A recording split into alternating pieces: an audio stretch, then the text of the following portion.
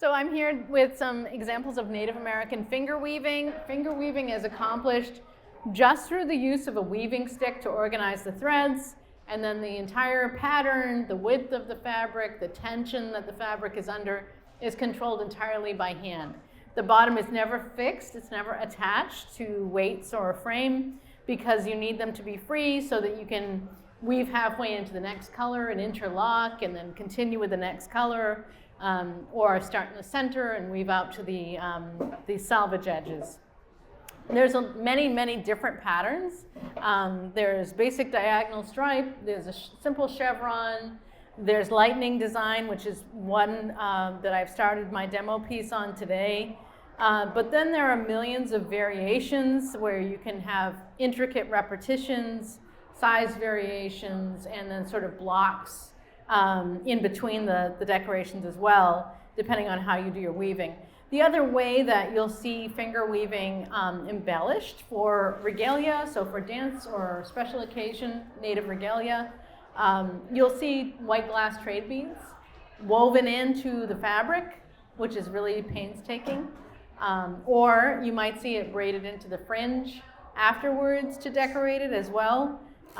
And the other thing you can do, of course, after the fact is you can also stitch it onto the surface using threads that match the color of your background yarn. So there's a lot of different ways to accomplish kind of very similar appearances. Finger weaving is now done primarily with sheep's wool, which is introduced, of course. Traditionally, indigenous animals here, the fibers would be harvested from hides. It wouldn't be wasted. You know, if you're hunting and you're fishing, you don't necessarily throw out all of the side products and just eat because that's a huge waste of labor and resources.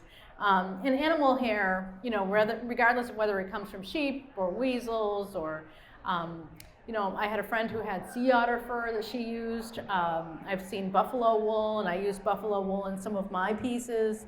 All of those fibers are really beautiful and warming, and they have great texture if they've been processed properly and cleaned, obviously. And so there was a bag that was in one of the local museum collections in Connecticut, and it was presumed to be made entirely of sheep's wool. But when they actually did fiber analysis, there were about 15 different indigenous animals' hair that had been carefully processed, spun, and then dyed, and beautifully woven together. So they're entirely useful. It's just something that folks haven't been doing commonly for a long time. In addition to animal fibers, you can also harvest indigenous plants in this region. Throughout a lot of the country, milkweed fiber has been a traditional spinning fiber, weaving fiber, used for jewelry. I'll use it for my jewelry sometimes. Milkweed is common. There's relatives of milkweed like butterfly weed, which is really common in coastal areas especially. And then there's other plants. Of course, cotton is an indigenous crop. That was used over huge areas of the country and then traded beyond where it occurs naturally. Just like the buffalo wool wouldn't necessarily be something I could go out my door in Massachusetts and harvest, obviously, but I would be trading from folks maybe in the Great Lakes region, maybe Western Maryland, to get local buffalo fiber from them and then use it on my own thing. So there was large scale, very organized trade that brought materials to other parts of the country. Saw palmetto is a lovely southern material that's used in tump lines, burden straps, and other types of weaving as well. And you know, you'd find it well outside of its range up towards the Canadian border because of folks exchanging those materials that they had preferences to use for their art forms. Being a fiber artist, I also use deerskin and moose hide a lot like yarn. So I'll take leather, cut it really fine and do some plaiting or braiding. I also do a two-ply, the same way that you would just two-ply some plant fiber or some sheep's wool. And I like the distinctive look and the texture. This is a smoked moose hide, so oftentimes it will keep its scent for a little while of that nice smoking. And so it adds a lot of character to my pieces. And it just makes, it keeps the work varied and interesting that I do. I have an example of twined basketry. This is soft fiber basketry, commonly done with plant fibers. You can also use inner bast from trees like cedar bark or basswood bark is really great. Tulip poplar bast fiber is really great for twining as well. It's very serviceable. The soft fiber milkweed and Indian hemp is really nice for that really touchable texture. And then you can use different indigenous dyes from the area, local plants, trees. Roots are great. There are mineral dyes that you can use, clays. You know, in my community, there's a beautiful multicolored cliff at Aquinnah, and so that's a distinctive material where you wouldn't necessarily dig into cliffs because it's a really special site, but if a piece of clay came down on the beach, of course, that's a really wonderful source of some color for your dye work or your painting. And then I have some finger weaving that I can demonstrate really quickly here, but I definitely need, I'm gonna just put the microphone down because I can't weave and speak at the same time. So I'm just starting a small example of lightning weave. And so lightning is great for belts, but also, you know, if I was weaving a broader fabric, I could fold it over, stitch together my sides, line it with some nice cloth, and have a really nice bag. Yeah. Yeah, you can. No, I mean, especially like folks can come closer if they want to see, if you would like to see what I'm doing, because also you'll be able to hear me too. So I was just saying I'm working on a small example of finger weaving. This is a lightning design piece, and this is a combination of commercial wool and some buffalo wool. The buffalo wool is the dark brown.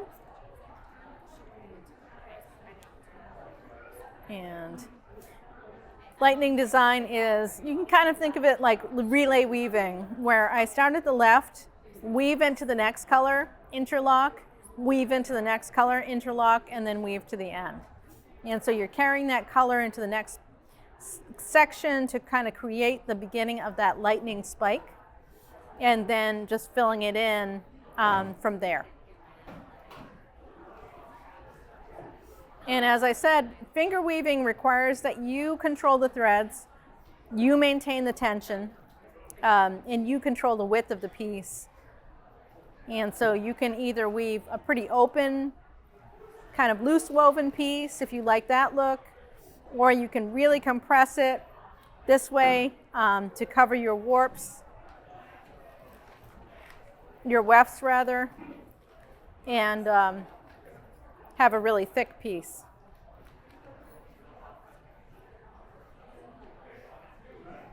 And this is, for context, mainly used for belts, legging ties, maybe a strap for a nice bag, whether the bag is woven or trade cloth or deerskin.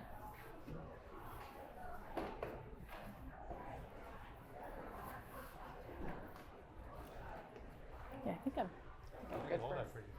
Yeah, I mean, more so, I think if anybody has any questions. Yeah. Does anybody?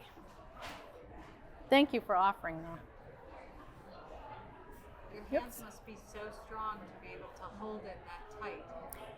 Yeah, and oftentimes, if I'm working at home, I have hooks on the wall, certain height. I have, you know, nice adjustable lamps and good natural daylight. And so, yeah, once you get used to it, you can sit for, it's good if you have like a 4-hour block where you can weave without interruptions and really get, you know, some chunks of weaving accomplished. It's really hard if you don't have a lot of time to devote to it to finish the piece. And then afterwards I do, you know, usually fancy braiding or sections of weaving, what have you. And because I'm talking, that's what happens. Yeah, exactly. It's pretty funny. Yeah, does anyone have any questions? This is wool, this is buffalo wool on the right. This is all commercial wool, organic hemp. Where do you get your buffalo wool? Yeah, so my brother actually goes to Montana on a regular, so I will snag some that way. You can go on Etsy, and you can totally find somebody who bags up buffalo wool, and you can do your own spinning. You might be able to find somebody who spins it as well. So yeah, it depends on kind of what you want. Some people I notice blend it with cuvette, is it? Yeah, to give it kind of a really soft texture. So yeah, I haven't found anything more exotic than buffalo wool online though. Thank you. Yeah, thank you. Are there other designs besides lightning? Millions. So chevron, which is like if this was like, solid color V's with another solid color V repeating down the length, diagonal stripe. That's a really easy one to start with to just learn finger weaving. But you can do a million variations. So there's like straight diagonal stripes, but then if you alternate your warps, then you get kind of like dash designs, different widths, different colors. So you can get pretty fancy. And then, you might make, I carve shells, so I might make shell beads to just stitch to the surface first, get really fancy with it. You can do so much. This is lightning design. This is oblique weave, which usually yields these stripes, although you can kind of go out into the other side with another piece of another color and create some repeating diamond designs as well. So yeah, the variations are kind of infinite that you can do. You have this pattern memorized? Oh yeah, I do. And it's, so I think weaving in general is very math-based. When I'm setting it up, I know if I want to do lightning, I need an even number because I need to be able to split the number in half. Because when I'm weaving into the next color, I need to go to the halfway point. So it's like that. I've got 12 strands of each here. So it's really consistent. So I wouldn't want to do 12, 12, and then 3 or so, because I'll just mess myself over. It'll be a nightmare. Yeah. And then if you're going, like if you've got 12, then you're going to the 6th one, interlocking, and then the next interlock would be 6, 5, 4, 3, 2, 1. So if you eyeball it, if you didn't happen to be counting or whatever, often I'm not counting actively as I'm weaving. I kind of, besides the first one, I'll just go by eye. But then if something looks goofy, you go back and you count. Yeah, it's good to check. So you can kind of adjust the pattern for the size that you're working with, like the different amounts of string. Okay. Yeah, if I wanted to weave a wider, I might have 20 or 30 strands of each color. I have another finger weaving on my table, and I have at least 4 lightning designs on that white background. So then I just have more. The whole thing is kind of controlled by how you lay it in at the top. When you, kind of set up your fibers on your weaving. I grabbed a chopstick, obviously. But you can, carve a dowel or whatever. Be as fancy as you like with it. And yeah, so it's the setting up here is significant for what you can do afterwards, I would say. Yeah. And I think it hasn't been really broadly written about, but there are a couple of small booklets on finger weaving. I had a weaving teacher, so that's a nice way to learn, but you can also find some sources, I think, online that talk about it. How long would a piece of this size take you generally? Oh, this is like nothing. Oh, okay. Yeah, this is like me killing time at the table, Yeah. like off and on for a couple of hours, but not like solid, not stressed. A sash, so when I weave sashes, not all weavers will do this, but I love weaving. So, if you were making a regalia but you weren't a weaver per se, you might just weave enough to go around your waist and then knot it and be done with it. I like to weave 6, 7, 8 feet because it's just luxurious and gorgeous.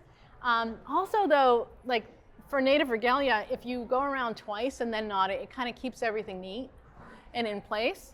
But of course the trade-off is if it's summertime, it's warmer by far because this is already quite thick, so you will feel it. And then sometimes, sort of out of context, not all sashes are going to be, used in regalia. Some people will buy a piece from me and then use it as a really nice scarf.